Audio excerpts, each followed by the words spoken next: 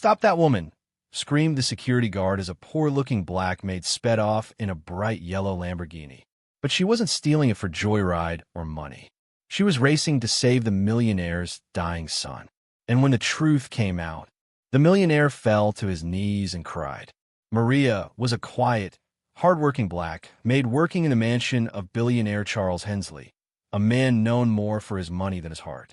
She scrubbed floors, cleaned 12 bathrooms, and served meals with a bowed head. To the Hensleys, she was just the help. Charles's wife barely looked at her, and the butler, Gregory, often reminded her of her place. But Maria didn't complain. She needed the job. She needed the money for her daughter's school. And besides, she had grown fond of one person in the mansion, Ethan, Charles's 8-year-old son. Unlike the adults, Ethan didn't care about race or status. He loved Maria's stories, her singing, and even followed her into the kitchen just to talk. To Maria, he was like her own child. One morning, while the house was buzzing with guests for a brunch party, Ethan came to Maria complaining of a stomach ache. At first, it seemed normal. She gave him some water, but within minutes his eyes rolled back, his body went limp, and he collapsed on the marble floor. Maria screamed. She begged the guests to call for help, but everyone was too busy laughing, sipping champagne, or gossiping to listen. "It's probably nothing," said Gregory, brushing her off. But Maria knew something was terribly wrong.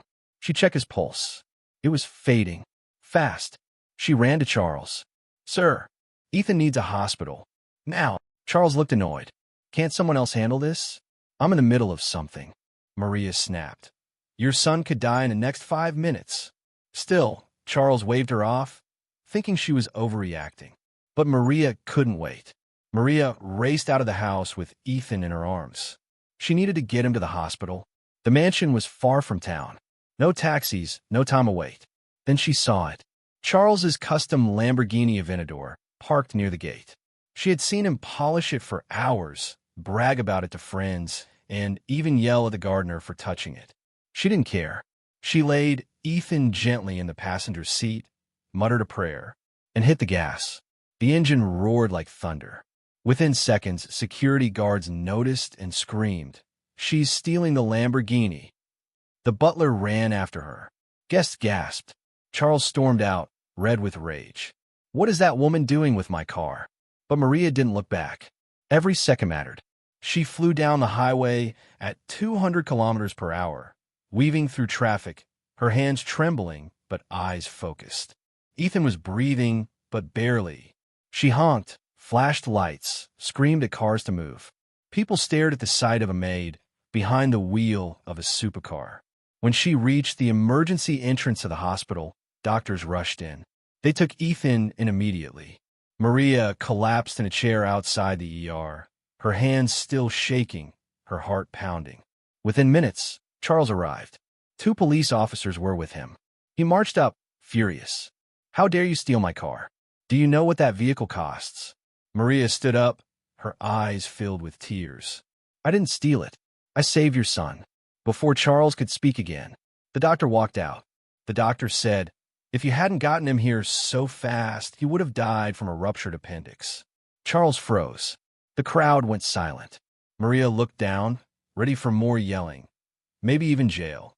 But instead, Charles dropped to his knees. Tears welled in his eyes. I'm sorry," he whispered. "You saved my boy." He turned to the officers and said, "She didn't steal anything. She's a hero." Maria couldn't believe it. In the following days, news of what happened went viral. "Maid risks life in supercar to save boy," the headlines read. But that wasn't all. Charles gave Maria something she never expected.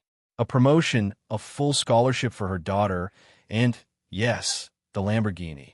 "I'd rather you have it," he said, "because you know the value of a life more than I ever did."